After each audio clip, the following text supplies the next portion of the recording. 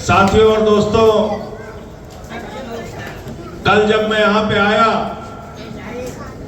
तो पटना में एक टीवी चैनल के प्रोग्राम में गया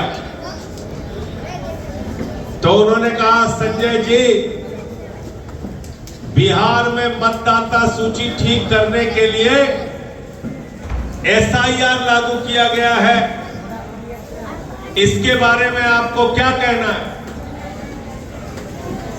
मैंने कहा, इसको हिंदी में मैं बोलता हूं, विशेष गहन पुनरीक्षण। मोदी जी के कहने पर भारत के चुनाव आयोग ने चुनाव से पहले बिहार के चुनाव को हाईजैक करने की कोशिश की है। ये मेरा सीधा आरोप है। आप भारतीय जनता पार्टी को जिताना चाहते हैं, आप भारतीय जनता पार्टी के लिए काम कर रहे हैं। चुनाव आयोग का काम देश में चुनाव कराना है, बीजेपी की दलाली करना नहीं है, बीजेपी की गुलामी करना नहीं है। मैं ये कहना चाहता हूं, लेकिन बड़े अफसोस के साथ मैं कह रहा हूं, आपने मतदाता सूची के रिवीजन के नाम पे जो शर्तें लगाई है, उसमें करोड़ों लोग बिहार के चुनाव में वोट देने से वंचित हो जाएंगे, चुनाव में वोट नहीं दे पाएंगे। आपने क्या कहा?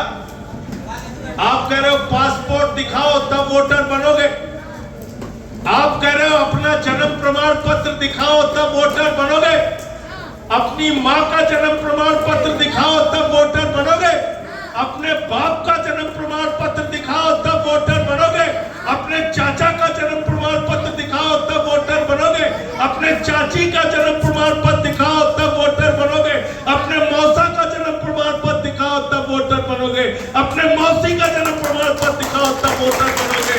अरे मोदी जी 11 साल हो गए तुमसे तुम्हारी डिग्री मांग रहा हूं, आज तक नहीं दिखा पाए। ओ भाई सुनिए, 11 साल से डिग्री मांग रहा हूं, आज तक अपनी डिग्री नहीं दिखा पाए। करोड़ों बिहारियों से चाहते हो एक महीने में अपना जन्म प्रमाण पत्र दिखा दे, अपने माँ बाप का जन्म प्रमाण पत्र दिखा देंगे। कोई ये सब नहीं चलेगा। चुनाव में जो मतदाता 2024 के लोकसभा में वोट दे चुके हैं, जो मतदाता अभी नहीं बन पाए हैं, उनका मतदाता सूची में नाम दर्ज करो, हमसे आधार देखो, राशन कार्ड देखो, जो पहले देखते थे वही देखो, उसके अलावा कोई कागज दिखाने की जरूरत नहीं है।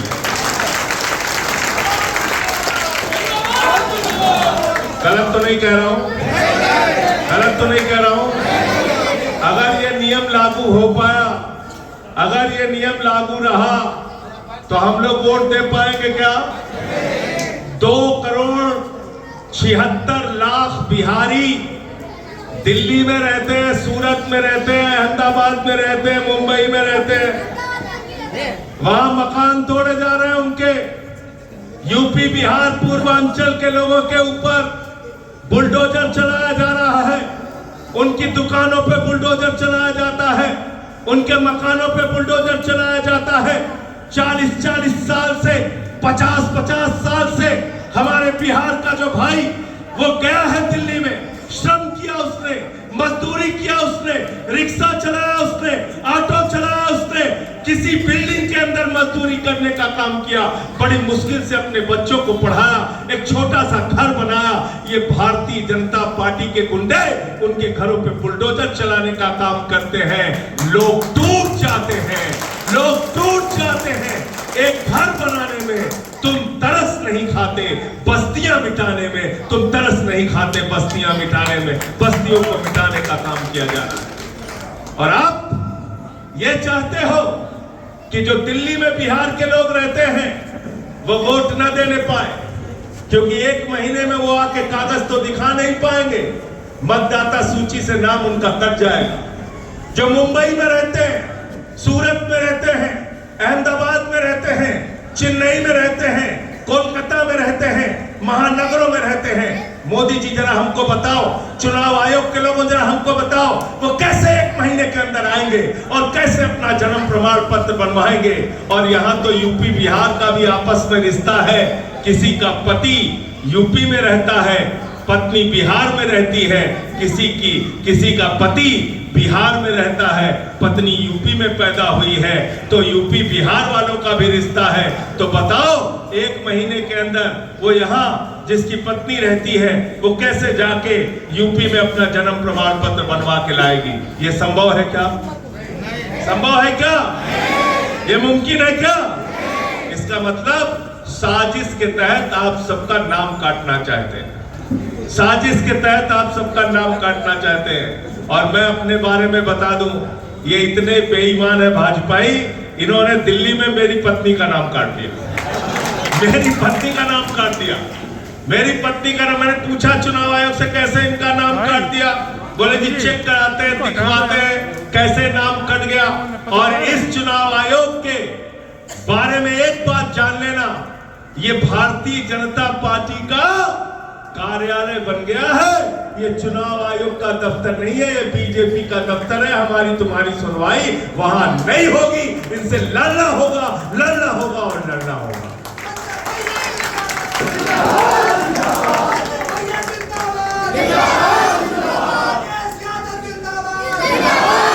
बैठ जाओ, सब लोग बैठ जाओ। आपको पता है क्या किया दिल्ली में इन्होंने? दिल्ली में पता है क्या किया? मैं मतदाता सूची पे इसलिए बात कर रहा हूं क्योंकि इसी से सारा चुनाव का घपला होगा, याद रख लेना।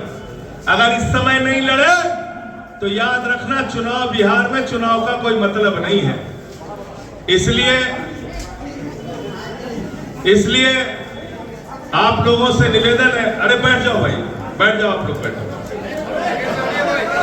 तो इसलिए मैं दिल्ली के चुनाव के बारे में बताता हूं। दिल्ली के अंदर लोकसभा का चुनाव था, उसमें केंद्रीय मंत्रियों के घर में वोट बने हुए थे। केंद्रीय मंत्री के घर में वोट बना हुआ था 2, किसी केंद्रीय मंत्री के घर में वोट बना हुआ था 4, किसी केंद्रीय मंत्री के घर में वोट बना हुआ था 3। यानी लोकसभा का चुनाव 2024 में जब हुआ मई के महीने में, तो उस समय वोट था 2, 4, 3, 1 और 6 महीने के बाद 6 महीने के बाद जब दिल्ली विधानसभा का चुनाव हुआ तो मंत्री जी के घर में वोट हो गया 33, वोट हो गया 26, वोट हो गया 25, वोट हो गया 22, वोट हो गया 15। तो मैंने मोदी जी से कहा, मुसलमानों पे आबादी बढ़ाने का आरोप लगाते हो तुम लोग, 6-6 महीने में 33-33 लोग पैदा कर दे रहे हो, कहां से आ रहे? कहां से आ रहे? 6 महीने में 33 लोगों का परिवार बना लिया, 6 महीने में 33 लोग, 3 की जगह 33, 4 की जगह 26, ऐसे ऐसे वोट बने। हमने चुनाव आयोग से शिकायत की, हमारी बात नहीं सुनी गई। पैसे बांटे गए, लोटा बांटा गया, साड़ी बांटी गई, जूता बांटा गया, जूता भी बांटा गया। मुझसे लोगों ने पूछा, पत्रकारों ने, जूता क्यों बांटा बीजेपी के नेताओं ने? मैंने कहा इनके कर्म ऐसे हैं, चुनाव के बाद जूते ही मारने पड़ेंगे इनको, इसलिए पहले से जूता दे दे रहे, इसलिए पहले से जूता थमा रहे हैं। अभी क्या हो रहा है दिल्ली के अंदर? 4 महीने में जाके दिल्ली की हालत देख लेना। जिस केजरीवाल ने 10 साल तक दिल्ली के स्कूलों की फीस नहीं बढ़ने दी, 4 महीने में 80% स्कूलों की फीस बढ़ा दी गई। अब उनके माँ बाप जाते हैं तो वहां बाउंसर लगा के उनको रोक दिया जाता है। छोटे छोटे बच्चे रोते हैं, बिलखते हैं, कहते हैं हमको स्कूल में पढ़ने दो। प्राइवेट स्कूल वाले गुंडों को लगा के उन बच्चों को रोक देते हैं। 4 महीने के अंदर 80% स्कूलों की फीस प्राइवेट स्कूलों में बढ़ गई। जो सरकारी स्कूल अरविंद केजरीवाल और आम आदमी पार्टी ने सुधारे थे, जहां आपके बच्चों को अच्छी शिक्षा मिल रही थी, आज वो सरकारी स्कूल बदहाली में पहुंच रहे हैं। आज दिल्ली के अंदर जहां 1 घंटे भी बिजली कटौती नहीं होती थी, 10 मिनट भी बिजली कटौती नहीं होती थी, 11 साल से दिल्ली में लोग भूल गए थे बिजली कटौती क्या होती है। 4 महीने के अंदर आज ये हालत भारतीय जनता पार्टी ने कर दी। 6 घंटे बिजली जाती है, 4 घंटे बिजली जाती है, कहीं कहीं 8 घंटे बिजली जाती है। दिल्ली के अंदर हमने कहा था लोगों से, गलती मत करना, बीजेपी वालों को वोट मत देना, ये निर्दयी लोग हैं, ये आपसे प्यार नहीं करते, ये गरीबों से नफरत करने का काम करते हैं। 4 महीनों के अंदर झुग्गियां तोड़ी गई, जिसमें यूपी के लोग रहते हैं, बिहार के लोग रहते हैं, पूर्वांचल के भाई रहते हैं, मद्रासी कैंप के लोग रहते हैं। पूरी दिल्ली को तहस नहस करने का काम किया गया, उनके ऊपर बुलडोजर चलाने का काम किया गया। मैंने पूछा ये कौन लोग हैं जिनका तुम घर तोड़ रहे हो, तुम्हें पता है? बोले हाँ पता है। मैंने कहा तुम्हें कुछ नहीं पता, ये वही बिहार के लोग हैं, ये वही यूपी के लोग हैं, ये वही पूर्वांचल के लोग हैं, जहां बीजेपी के नेता रात में रुके थे, झुग्गियों में बस्तियों में रुके थे, उनका नमक भी खाया था और नमक खाने के बाद कहा था मोदी जी की गारंटी है, जहां झुग्गी वहां मकान, जहां झुग्गी वहां मकान। मैंने कहा मोदी की हर गारंटी झूठ होती है और ये भी गारंटी झूठी निकली। भारतीय जनता पार्टी का नाम भारतीय झूठा पार्टी है, जो भी कहती है झूठ बोलने का काम करती है। आज उन्हीं घरों को तोड़ने का काम किया गया जहां पे नमक खाया बीजेपी के लोगों ने। तो इसलिए मैंने उनके लिए कहा कि आप नमक खाकर नमक हरामी करने वाले लोग हो, आप नमक खा के जनता के ऊपर बुलडोजर चलाने वाले लोग हो, आपको ऊपर वाला कभी माफ नहीं करेगा। ये काम किया गया, ये काम किया गया दिल्ली के अंदर। आज दिल्ली के लोग, दिल्ली में बिहार में रहने वाले लोग दिल्ली के अंदर, उनको कहा जाता है वो रोहिंग्या है, वो बांग्लादेशी हैं, ये इनको भगाना है। मैंने पार्लियामेंट के अंदर जेपी नड्डा साहब से कहा था, इनमें से किसी का नाम राम नरेश है, किसी का नाम सीता है, किसी का नाम विवेक है, किसी का नाम मोहन है, किसी का नाम राम सजीवन है। आप इनको बांग्लादेशी कहते हो, आप इनको रोहिंग्या कहते हो, तुम्हारी हिम्मत कैसे हुई हमारे यूपी बिहार पूर्वांचल के लोगों को रोहिंग्या और बांग्लादेशी कहने की? तो जो लोग आपको रोहिंग्या कहते हैं, बांग्लादेशी कहते हैं, जो आपको गालियां देने का काम करते हैं, इस बार बिहार के चुनाव में मैं आप सबसे कहना चाहता हूं, यूपी बिहार और पूर्वांचल के लोगों को जो गालियां दी गई, उसका बदला बिहार के चुनाव में ले लेना। जो दिल्ली से बिहार के लोगों को भगा रहे हैं, उस बीजेपी को बिहार से भगाने का काम करना है।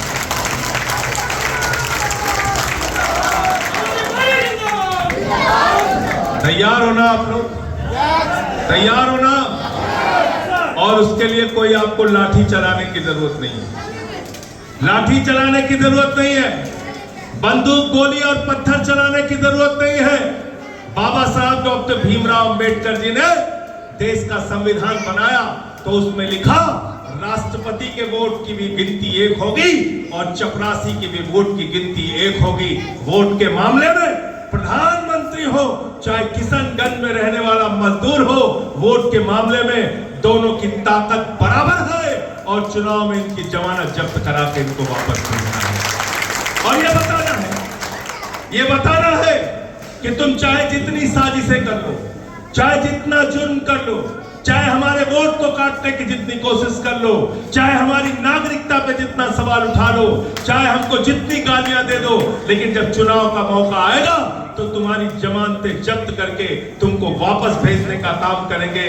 ये देश बाबा साहब डॉक्टर भीमराव अंबेडकर के संविधान से चलेगा, किसी मोदी और अमित शाह के फरमान से नहीं चलेगा।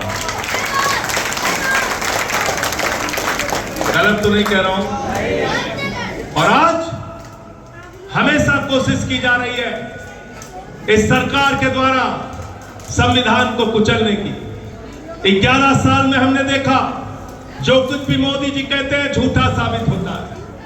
क्या बोला था आपसे, इतना पैसा लाएंगे, इतना काला धन लाएंगे, बोरे में लाद लाद के लाएंगे, हवाई जहाज से लेके आएंगे, बैलगाड़ी से लेके आएंगे, ट्रैक्टर से लेके आएंगे, इतना काला धन लाएंगे कि हर आदमी के खाते में कितना जमा हो जाएगा? सबको याद है, कोई भूला नहीं है। 15 लाख आ गए, 15 पैसे नहीं आए, 15 पैसे नहीं आए।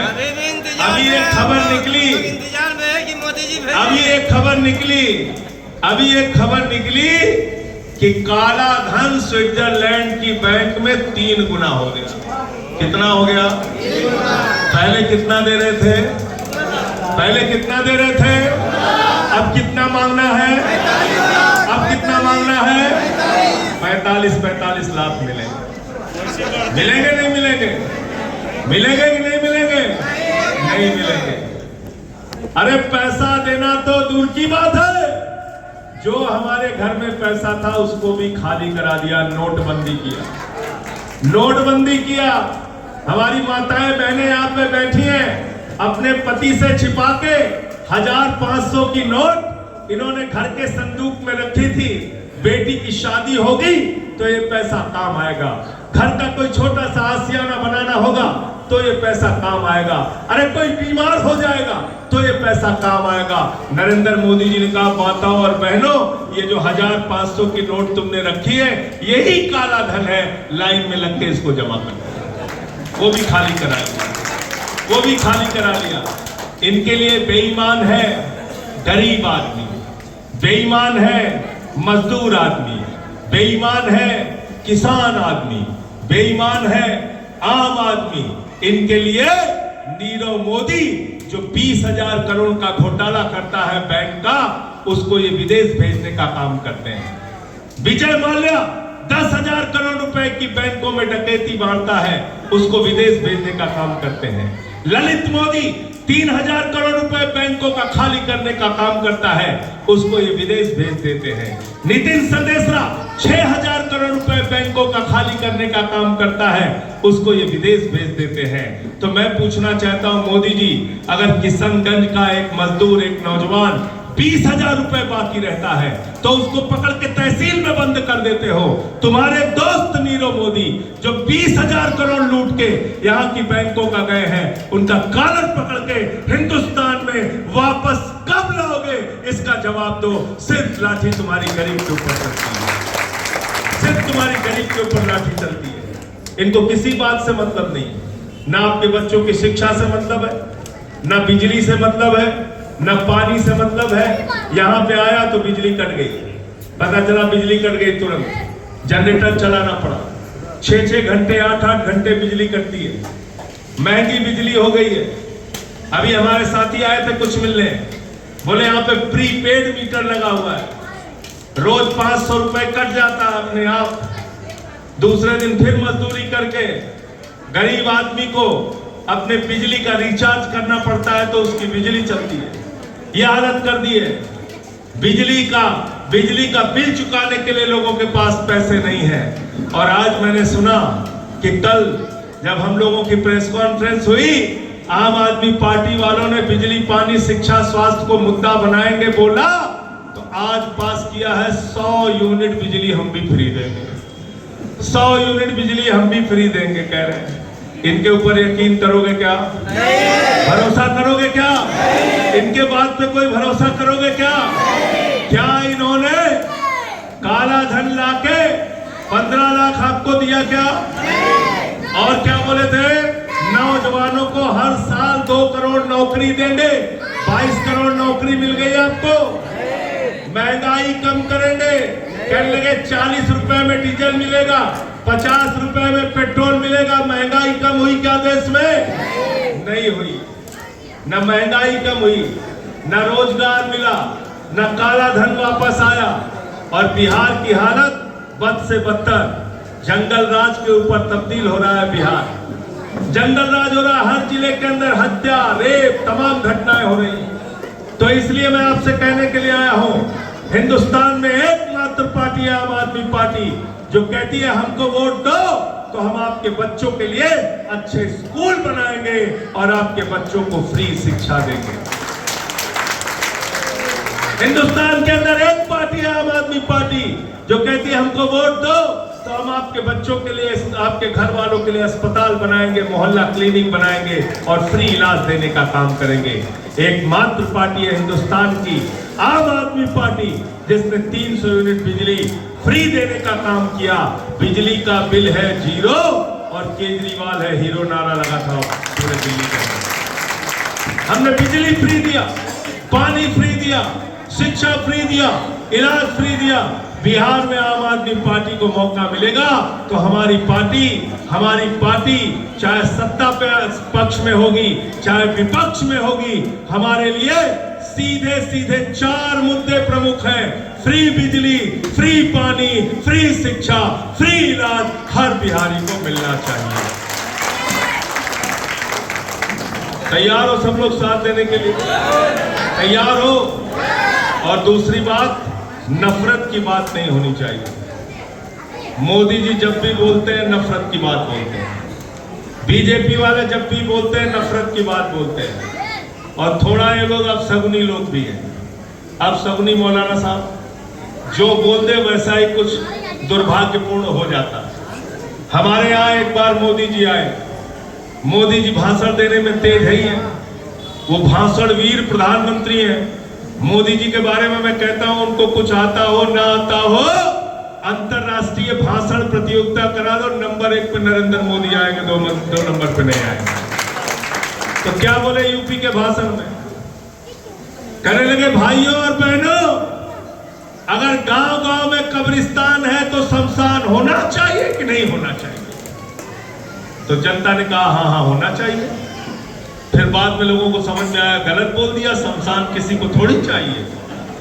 लेकिन उसी के बाद कोरोना आ गया और इन अपशकुनी लोगों के मुंह से जो बात निकली थी, गांव-गांव में शमशान बन गया।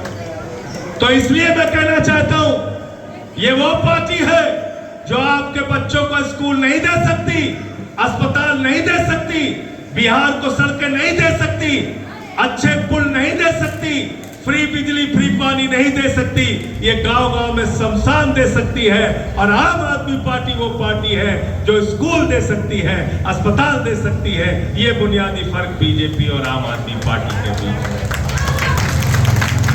हमें शमशान नहीं चाहिए, हमें नफरत की राजनीति नहीं चाहिए, हमें हमारे बच्चों के लिए स्कूल अस्पताल चाहिए, हमें हमारे बच्चों के लिए स्कूल अस्पताल चाहिए।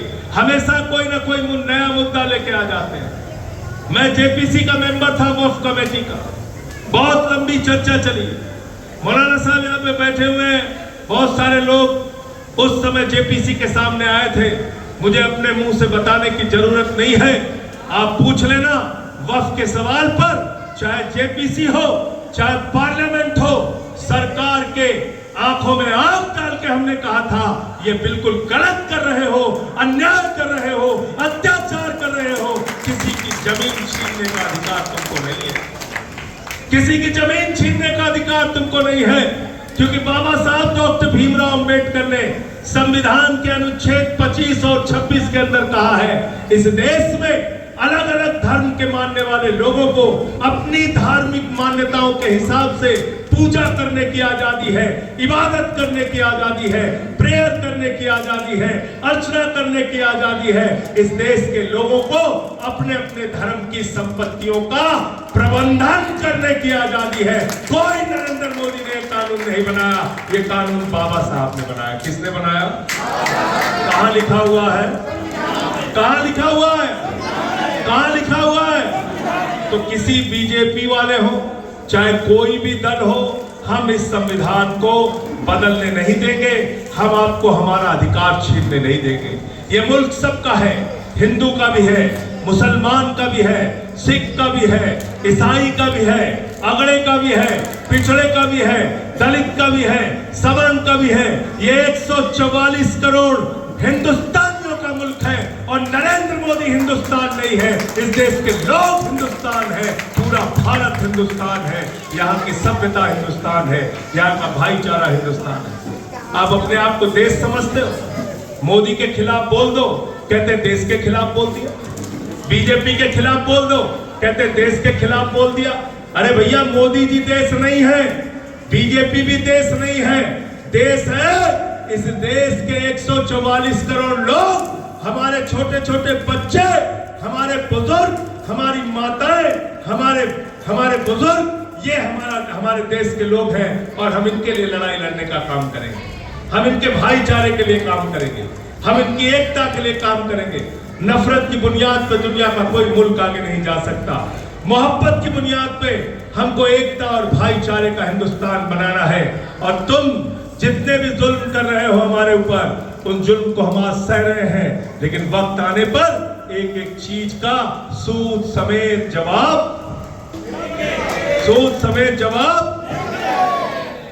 तो इस पे मुझे एक लाइन याद आई, मुसलसल दुश्मने जां की निगहबानी में रहना है। मुसलसल दुश्मने जां की निगहबानी में रहना है। जहां घड़ियाल रहते हैं उसी पानी में रहना है। जहां घड़ियाल रहते हैं उसी पानी में रहना है। अभी है सब्र मुझ में, तो जितना जी चाहे आजमा ले। अभी है सब्र मुझ में, तो जितना जी चाहे आजमा ले।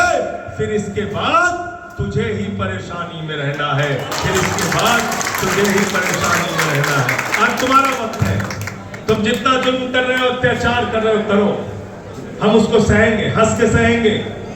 और वक्त आने पर आपकी एक एक गलतियों का जवाब दिया जाएगा कानून के मुताबिक। आप क्या कर रहे हैं वक्फ बिल के नाम पे? आपने पढ़ा उस वक्फ बिल को? उसमें क्या क्या लिखा हुआ है? उसमें लिखा हुआ है 5 साल तक कोई प्रैक्टिसिंग मुस्लिम रहेगा, यानी मुस्लिम धर्म की मान्यताओं को, रीति रिवाजों को अगर मानेगा तभी वो दान कर सकता है, वरना दान नहीं कर सकता। तभी वो दान कर सकता है, वरना दान नहीं कर सकता। मैंने कहा मोदी जी, दान करने के लिए कहां ऐसा नियम लिखा हुआ है? आप मुसलमानों के घर में सीसीटीवी कैमरा लगाओगे? आप जांच करोगे कि कौन मुसलमान है, कौन नहीं है, कौन 5 वक्त की नमाज पढ़ता है, कौन नहीं पढ़ता, कौन सिर्फ जुमे की नमाज पढ़ता है, कौन सिर्फ ईद बकरीद की नमाज पढ़ता है? कैसे तय करोगे तुम? अरे दान करने के लिए, अल्लाह के नाम पे दान करने के लिए, गॉड के नाम पे दान करने के लिए, ईश्वर के नाम पे दान करने के लिए सिर्फ इतना जरूरी है कि वो इस मुल्क का नागरिक होना चाहिए और वो दान कर सकता है। दान करने के लिए आप कोई रोक नहीं लगा सकते। मैं तो कहता हूं हिंदू भी मुसलमान के लिए दान कर सकता है और मुसलमान भी हिंदू के लिए दान कर सकता है। कर सकता है, नहीं कर सकता? दान में कोई ऐसा नियम लगेगा क्या? लगेगा क्या? अब आप कह रहे हो हर एक चीज का इनको कागज चाहिए। जिनके खुद के कागज का पता नहीं है उनको हर एक चीज का कागज चाहिए, हर एक चीज का कागज चाहिए। कह रहे मस्जिद बनी 100 साल पहले, उसका कागज दिखाओ। इमाम बाड़ा बना 200 साल पहले, उसका कागज दिखाओ। मदरसा बना 50 साल पहले, उसका कागज दिखाओ। अरे भाई कहां से कागज लाएंगे? वक्फ के नियम है, सर्वेयर दान करने वाले व्यक्ति की सारी जांच करता है, उसके बाद दान की संपत्ति घोषित करता है और तब वो संपत्ति वक्फ में दर्ज होती है। और आप ऐसे ऐसे कानून थोपकर इस देश में वक्फ की संपत्तियों को कब्जा करने चाहते हो। लेकिन एक बात याद रखना, ये आज मुसलमानों के ऊपर जुल्म है, लेकिन बचेगा इसमें कोई नहीं। नंबर हिंदुओं का भी आएगा, सिखों का भी आएगा, ईसाइयों का भी आएगा, जैनियों का भी आएगा। अभी वक्फ के खिलाफ पूरे देश में लड़ाई चल रही है, इस कानून के खिलाफ लड़ाई चल रही है। इसी बीच में पता चला 90 साल पुराना जैन मंदिर मुंबई के अंदर तोड़ दिया गया। काशी कॉरिडोर के नाम पे 300 से ज्यादा मंदिर तोड़ दिया गया। अयोध्या में विकास के नाम पे वहां पे मंदिर तोड़ दिया गया। तो ये किसी के सगे नहीं है। जहां अदानी अंकल को जमीन पसंद आ जाएगी, मोदी जी वो जमीन कब्जा करके खाली करा देंगे, चाहे मस्जिद की हो, चाहे मंदिर की हो, चाहे गुरुद्वारे की हो और चाहे चर्च की हो। इसलिए ये वक्फ कानून के खिलाफ सिर्फ मुसलमानों को नहीं लड़ना है, बाकी हिंदू, मुसलमान, सिख, ईसाई सबको मिलकर इसके खिलाफ लड़ना है। गलत तो नहीं कह रहा हूं, लेकिन इसी बात से तो मोदी जी परेशान हो जाते हैं। वो कहते हैं मौलाना साहब के बगल में राकेश यादव कैसे बैठे? ये तो गड़बड़ हो गया, ये तो नहीं होना चाहिए। अरे वक्फ बिल के ऊपर संजय सिंह कैसे बोल रहे हैं? इनको तो नहीं बोलना चाहिए, हमारी तो राजनीति नहीं चमक पाएगी। अरे नरेंद्र मोदी जी, मैं आपको बता दूं, पार्लियामेंट में 96 वोट राज्यसभा में पड़े थे, सिर्फ 5-6 वोट मुसलमानों के पड़े थे, बाकी 90 वोट हिंदुओं के थे, सिखों के थे, ईसाइयों के थे। यह है हिंदुस्तान। 232 लोकसभा में पड़े थे वक्फ के काले कानून के खिलाफ, उसमें सिर्फ 24 मुसलमान के थे, बाकी सारे के सारे वोट हिंदू के थे, सिख के थे, ईसाई के थे। ये इस बात को साबित करता है कि ये मुल्क सेकुलर था, सेकुलर है और सेकुलर ही रहेगा। इसको तुम तोड़ नहीं पाओगे, इसको तुम तोड़ नहीं पाओगे। और मैं अपने हिंदू भाइयों से भी कहना चाहता हूं, जेब तो तुम्हारी ज्यादा काटी जा रही, आबादी तुम्हारी ज्यादा है, महंगाई अगर देश में ज्यादा बढ़ेगी तो सबसे ज्यादा जेब हिंदू की काटी जाएगी कि मुसलमान की? भाई बोलो भाई। बेरोजगारी अगर सबसे ज्यादा बढ़ेगी तो बेरोजगारों की संख्या सबसे ज्यादा हिंदुओं की बढ़ेगी कि मुसलमानों की? अगर किसान बदहाल होगा, आत्महत्या करने को मजबूर होगा, तो सबसे ज्यादा बदहाली हिंदुओं को झेलनी पड़ेगी कि मुसलमानों को? अगर महंगाई आसमान पे जाएगी तो उस महंगाई की सबसे ज्यादा मार हिंदुओं को झेलनी पड़ेगी कि मुसलमानों को? बताइए। पुल टूट गया, देखा अभी आपने? मोरबी का पुल टूटा, बोले जनता जिम्मेदार। एरोप्लेन गिरा, बोले पायलट जिम्मेदार। गुजरात में पुल गिर गया, कह रहे फिर जनता जिम्मेदार। तो सारा गुनाह हम लोगों का है। पुल बनता है, उद्घाटन से पहले टूट जाता है, पानी में बह जाता है, लोग मर जाते हैं, ट्रेन की दुर्घटना में मर जाते हैं, पुल टूटने से मर जाते हैं, हवाई जहाज के क्रैश होने से मर जाते हैं, रेलवे की भगदड़ में मर जाते हैं, कुंभ की भगदड़ में मर जाते हैं, मेले की भगदड़ में मर जाते हैं। इंसान की जिंदगी की कोई कीमत नहीं, कोई कीमत नहीं। हमको जानवर समझते हैं आप, जानवरों की तरह हमारे साथ व्यवहार करते हैं। इन बातों को कतई बर्दाश्त नहीं किया जाएगा। इसलिए भारतीय जनता पार्टी के खिलाफ सबको एकजुट होकर, लामबंद होकर इस बार अपने वोट का इस्तेमाल करना है। अपने वोट की ताकत का सबसे बड़ा इस्तेमाल आपको इस चुनाव के अंदर करना है। तैयार हो सारे लोग? तैयार हो? और हमारा तो चुनाव निशान भी झाड़ू है। झाड़ू बहुत काम की चीज होती है। घर की सफाई करनी हो तो क्या चाहिए? गांव की सफाई करनी हो तो क्या चाहिए? किशनगंज की सफाई करनी हो तो क्या चाहिए? बिहार की सफाई करनी हो तो क्या चाहिए? और देश की सफाई करनी हो तो क्या चाहिए? और किसी के दिमाग पे भूत सवार हो जाए तो भूत उतारने के लिए क्या चाहिए? तो देखा है कि नहीं देखा है? दरगाहों पे देखा होगा, किसी को भूत सवार हो जाता, मार झाड़ू मार झाड़ू मार झाड़ू। गांव में किसी को भूत सवार हो जाता, 4 लोग टंगड़ी पकड़ के ले जाते हो ओझा के पास, ओझा उसको मार झाड़ू मार झाड़ू मार झाड़ू। भूत उतारता है नहीं उतारता? उतारता है ना। तो सत्ता का भूत जो भारतीय जनता पार्टी और जेडीयू के नेताओं के दिमाग पर सवार है, इस बार के चुनाव में झाड़ू मार मार के उनका भूत उतारना है कि नहीं उतारना है? और देखिए, नीतीश कुमार जी ने जो काम किया वो अच्छा नहीं किया। अच्छा किया क्या? अगर लोकसभा में 7 होते तो भारतीय जनता पार्टी का बोरिया बिस्तर बन जाता कि नहीं बन जाता?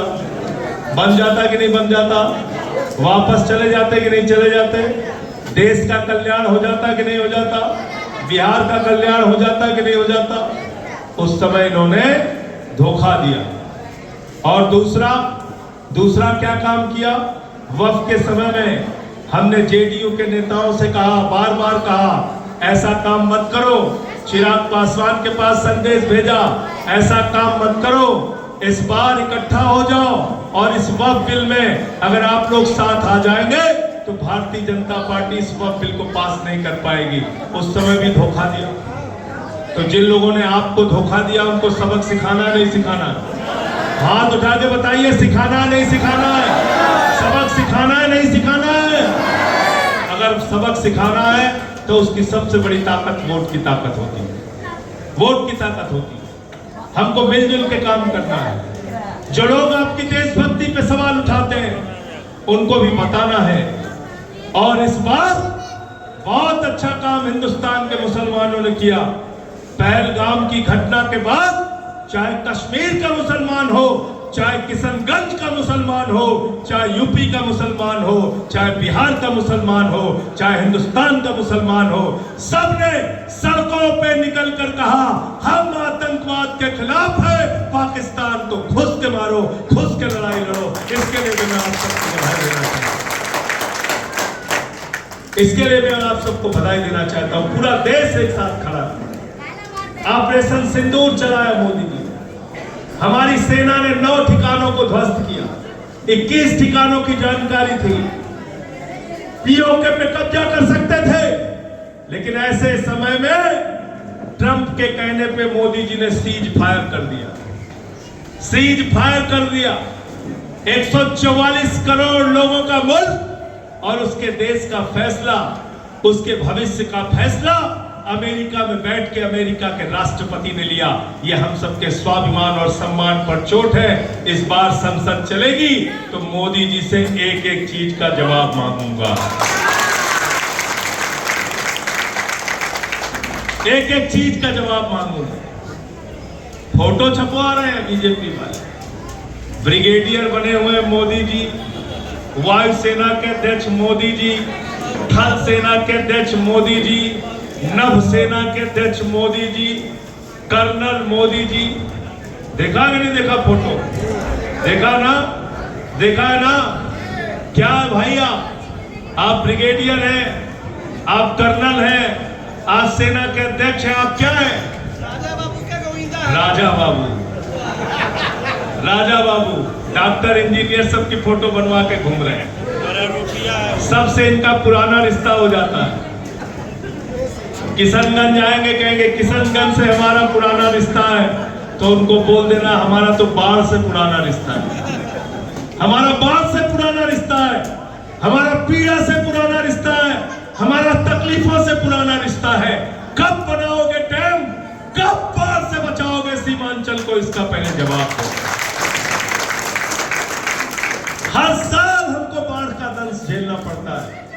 उनसे सवाल पूछना, जरूर पूछना।